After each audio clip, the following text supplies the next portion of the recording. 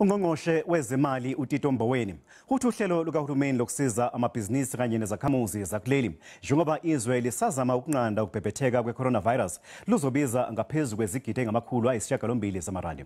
uMboweni uthi uHulumeni uzothatha imali eminyangweni ethile kanti ziyaqhubeka izingxongxo zokweboleka enye imali ne-IMF kanye nebhange lomhlaba. UNgqongqoshe uMboweni ubenaba ngeinhlelo zikaHulumeni ezimenyezelwe uMengameli uCyril Ramaphosa zokutakula labo abathwele kanzima kulesikhathi.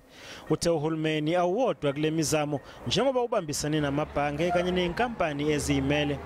Not all of this is going to come from the fiscus, but it's in the economic system.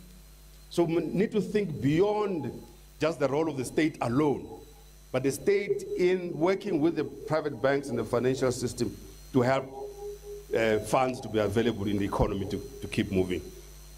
That's how the interrelatedness of these economic variables is important to drive the economy forward.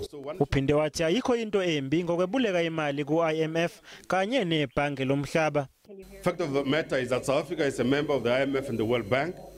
We pay our subscriptions on a regular basis, and therefore we're entitled to approach those institutions if we so need. In this regard, the IMF and the World Bank have put facilities to support countries which are being affected by this coronavirus.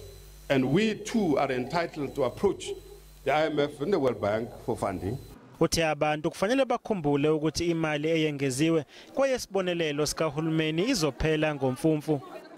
When October comes, and you have to lift these additional measures, people are going to say something once given cannot be taken away.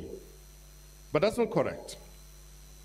We need to explain now, these are temporary measures, not permanent measures.